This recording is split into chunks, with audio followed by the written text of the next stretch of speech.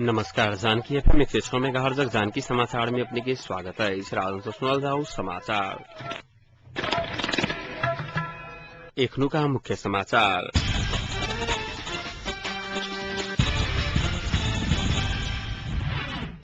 पूर्व मंत्री एवं नेपाली कांग्रेसका नेता खड्का के सर्वोच्च अदालत द्वारा भ्रष्टाचारी ठहर 1.5 वर्ष कैदक सजाए। धनुषाक स्थानीय विकास अधिकारी राजधानी में जिला विकास समिति के कामकाज प्रभावित। सार्थक सहमति निभला कारण देश संकट में फसल मधेसी जानकार फोरम नेपालका अध्यक्ष उपेन्द्र यादव के कहब। धनुषाक अधिकांश उप स्वास्थ्य चौकी में स्वास्थ्यकर्मी अनुपस्थित। महतरीक लक्ष्मणिया में आई करेन्ट लाइक एगो वृद्ध के मृत्यु आ प्रधानमंत्री भट्टराई के देखाओल गेल कारी झण्डा। पूर्व मंत्री एवं नेपाली कांग्रेसका नेता खुम बहादुर खड्का के सर्वोच्च अदालत भ्रष्टाचारी ठहर के न्यायाधीश बेर बेर स्थगित होइत आबि रहल फैसला में आई सर्वोच्च फैसला करैत 94,74,000 रूपया भ्रष्टाचार के ठहर करैत खड्का के वह किसिमक विगो सहित जरिवाना आ 1.5 वर्ष के कैद के सजाय समेत तोकल गेलाइछ। सर्वोच्च न्यायाधीश सब कल्याण श्रेष्ठ आ बैद्यनाथ उपाध्याय के इजलास सब फैसला सुनबैत अख्तियार के रीट सदर करैत खड्का के भ्रष्टाचारी ठहर के न्यायाधीश ऐसे पहले विशेष अदालत सफाई दिला बाद अख्तियार दुरुपयोग अनुसंधान आयोग 2063 साल में सर्वोच्च में पुनरावेदन कैने छल। 2048 साल सब बेर बेर मंत्री बनल खड्का अकुल संपत्ति आवेदन कैने कहत अख्तियार मुद्दा दायर कैने छल। एहि बीच खड्का निकट कांग्रेस कार्यकर्ता सब सर्वोच्च अदालत बाहर प्रदर्शन कैने आइछ। प्रदर्शन तथा नाराबाजी के कारण सिंह दरबार क्षेत्र के यातायात सेवा प्रभावित भेल पुलिस जनौलक आइछ।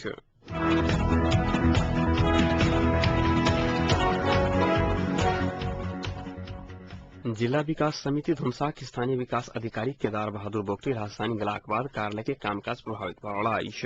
कहत कर्मचारी सब स्थानीय विकास अधिकारी के घुरावा के अभियान शुरू कलक आइछ। कर्मचारी सभक आई संपन्न संयुक्त बैसार कार्यालय के कामकाज करवा में समस्या आबि रहल कहत स्थानीय विकास मंत्रालय में डेलीगेशन जाय वाले 19 सदस्य टोली गठन कलक आइछ। टोली के संयोजक में विजय यादव छथि। विगत लंबा समय से स्थानीय विकास अधिकारी कार्यालय में उपस्थित नहीं भरलाक कारण निमित्त के भर पर कार्यालय के कामकाज संचालन करवा में समस्या आबि रहल टोली के संयोजक यादव बतौने छथि। निमित्त स्थानीय विकास अधिकारी के भर पर कार्यालय संचालन नहीं भ सकैत अछि कहत स्थानीय विकास अधिकारी के कार्यालय में उपस्थित कराबा के कर्मचारी सभक मांग कलक आइछ। स्थानीय विकास अधिकारी विगत लंबा समय से कार्यालय में उपस्थित नहीं भऽ कऽ राजधानी में छथि।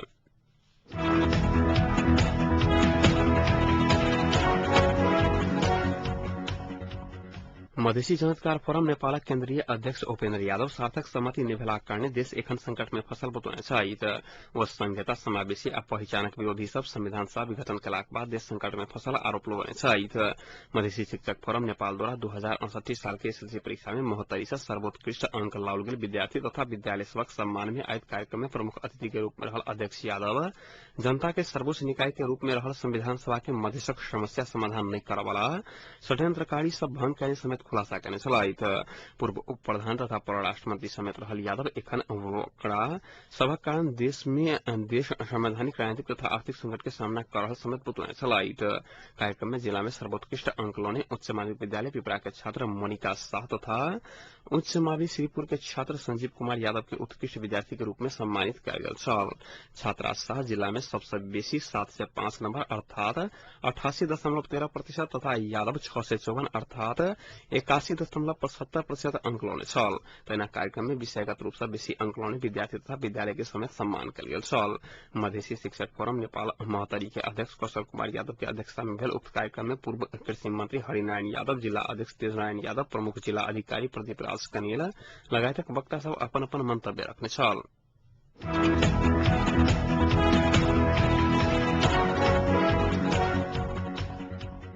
महतरी जिला लक्ष्मणिया में आई करेन्ट लाइक एगो वृद्ध के मृत्यु भेलाइछ।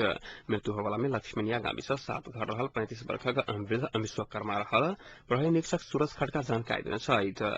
अपन कुल देवता के रूप में रहल महावीर जी के लेल कांच बांस में झंडा लगाकर खाड़ कर रहल समय बांस विद्युत के तार में सटला बाद विश्वकर्मा के करेन्ट लाइक घटनास्थल में जान गेल पुलिस जनौलक आइछ। एम्हर लाश के पोस्टमार्टम के लिए जिला अस्पताल जलेश्वर में राखल गेल जिला प्रहरी कार्यालय महतरी जानकारी देने आइछ।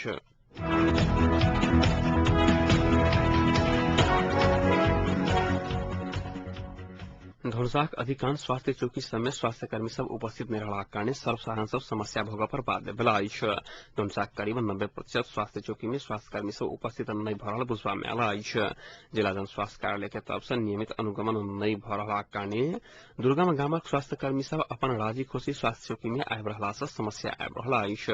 धनुषाक दुर्गम गांव बाला वखाड़ स्थित स्वास्थ्य चौकी में स्वास्थ्य कर्मी सब उपस्थित नहीं भ रहल छथि।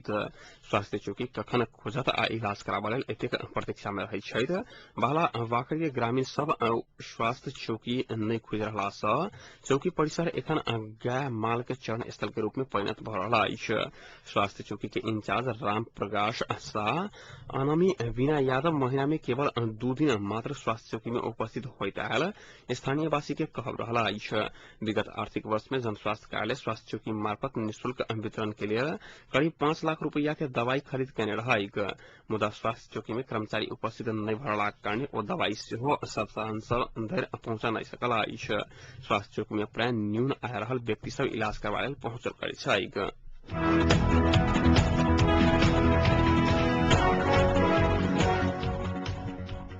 नवगठित नेकपा माओवादी के नेतृत्व में बनल नेपाल संघीय जनगणतांत्रिक मोर्चा अपन अवधारणा पत्र सार्वजनिक करने अछि।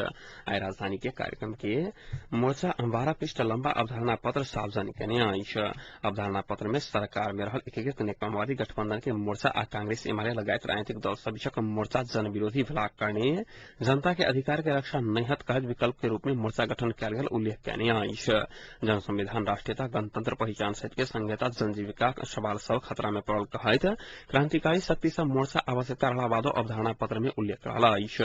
देशक राजनीतिक संकट समाधान कर मोर्चा तत्कालीन मुख्य कार्यनीति अंतर्गत गोलमेज जमघट मार्फत पैकेज में समाधान खोज पर के प्रस्ताव कने अछि। तहिना एखन संविधान सभा से संपन्न भेल काम सबके प्रस्थान बिंदु माइन क थप प्रक्रिया आगाड़ी बढ़ावा पर उल्लेख कयल गेल अछि। नवगठित नेकपा माओवादी नेतृत्व कने मोर्चा में नेपाल कम्युनिस्ट पार्टी एकीकृत क्रांतिकारी कम्युनिस्ट पार्टी माओवादी क्रांतिकारी कम्युनिस्ट पार्टी नेपाल नेपाल नागरिक पार्टी लगायतक 10 राजनीतिक पार्टी सब सहभागी रहल अछि।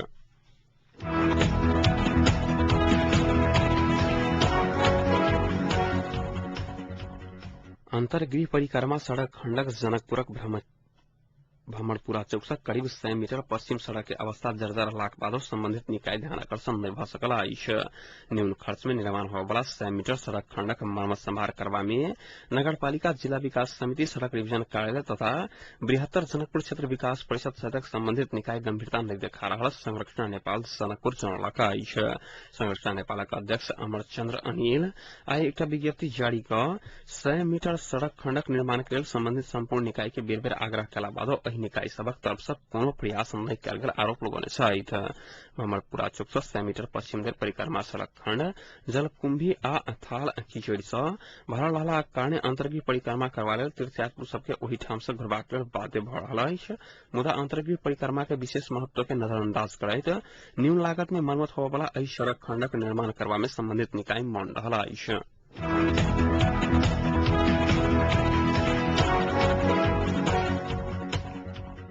सरकार विरुद्ध आंदोलन करैत आयल एमाले आ कांग्रेसक भारतीय संगठन के कार्यकर्ता सब प्रधानमंत्री डॉक्टर बाबूराम भट्टराय के काली झंडा देखौलक अछि। काठमांडू विश्वविद्यालय के बैसार में भाग लेबाक लेल काभ्रे के बनेपा गेल भट्टराय के युवा सब 3 दो बाथो आ 4 दो बाथो में कारी झंडा देखौने छल। 3 दो बाथो में एमाले निकट युवा संघ आनेरा शिबू आ 4 दो बाथो में कांग्रेसक भारतीय संगठन तरुण दल आ नेवी संघ विरोध स्वरूप कारी झंडा देखौने छल। कारी झंडा देखाबा के क्रम में पुलिस संग भेल झड़प में 10 गोटे कार्यकर्ता घायल समेत भेल छल।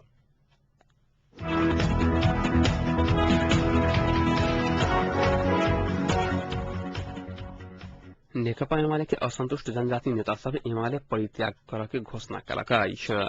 पहिलका बेर एमाले अध्यक्ष झलनाथ खनाल संग भेल वार्ता असफल भेलाक बाद आसीन मसान धरि में नव पार्टी के घोषणा के तैयारी में लागल उपाध्यक्ष अशोक राय सहितक असंतुष्ट नेता सब पार्टी परित्याग करय के घोषणा के तैयारी में छथि। एखन अमेरिका में रहल नेपाल आदिवासी जनजाति महासंघक महासचिव आंकाजी शेर्पा सहितक नेता सब स्वदेश घुरते असंतुष्ट नेता सब सामूहिक रूप में एमाले परित्याग करय के घोषणा करत जनाओल गेल अछि। अशोक राय सहितक एमाले के असंतुष्ट नेता सब चैतन्य सुब्बा द्वारा प्रस्ताव कयल गेल सामाजिक लोकतांत्रिक बहुल राष्ट्रीय पार्टी समूह संग पार्टी बनाबा के पहल सेहो तीव्र कयने अछि।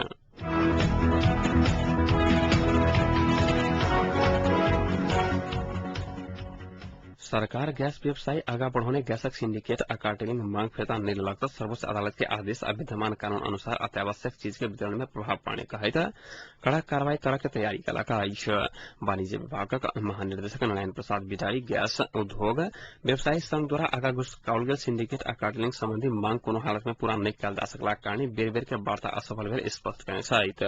उपभोक्ता के हक हित के व्यवस्था करैत अति आवश्यक सेवा में हड़ताल करे के अधिकार ककरो नहीं रहल कहैत ओ बीतल राइत अबेर धरि बेर वार्ता में सेहो व्यवसायिक मांग पूरा हेबाक चाही अड़लाक बादो सहमति होबा नहीं सकल छल। महानिर्देशक बिडारी व्यवसायी सबके सिंडिकेट आ कार्टेलिंग के मांग फिर्ता लऽ कऽ सहमति में आबऽ के लेल आइ बढ़ि के समय देने छथि। जब वो सब सहमति में नहीं औता तो पुलिस मार्फत कड़ा कार्रवाई आगा बढ़ाओल जायत।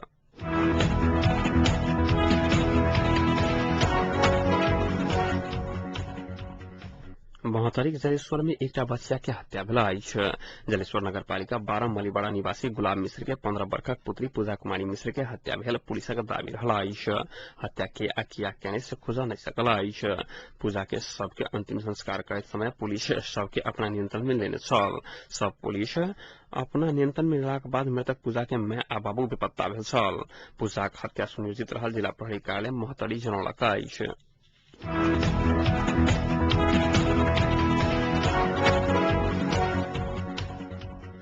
योग गुरु बाबा रामदेव आइ भ्रष्टाचार आ कलाधन के विरुद्ध अपन अनिश्चितकालीन अनशन अम्बेडकर स्टेडियम में तोड़लक अछि। मुदा मांग पूरा नहीं होबा धरि आंदोलन जारी रहत बतौने छलथि। बाबा रामदेव आ हुनक समर्थक पछिलका 6 दिन से अनशन पर बैसल छलथि। बाबा रामदेव के दूटा बच्चा हाथ से नेमो पानी पी कऽ अनशन तोड़ने छल।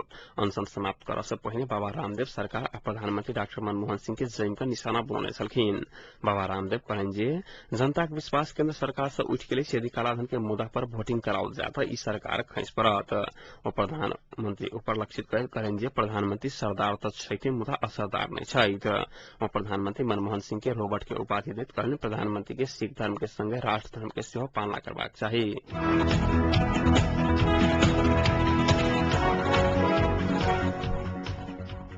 आब तापक्रम एखन जनकपुरक तापक्रम 32 डिग्री सेल्सियस रहल अछि।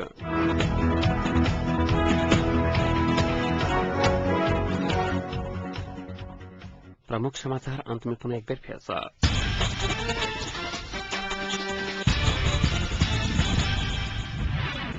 पूर्व मंत्री एवं नेपाली कांग्रेसक नेता खड़का के सर्वोच्च अदालत द्वारा भ्रष्टाचारी ठहर 1.5 वर्ष कैदक सजाए।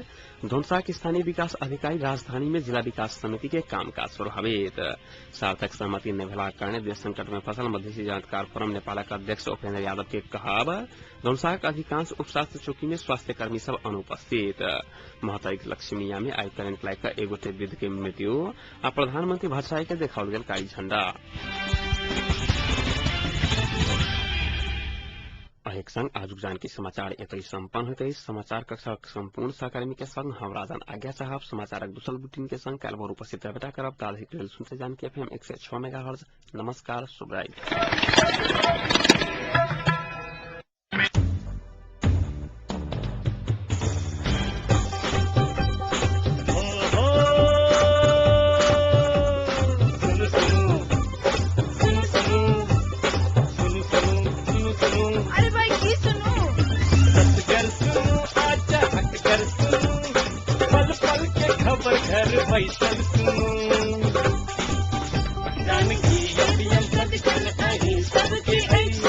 मन मात कपन बात ऐसा सुनो जानकी।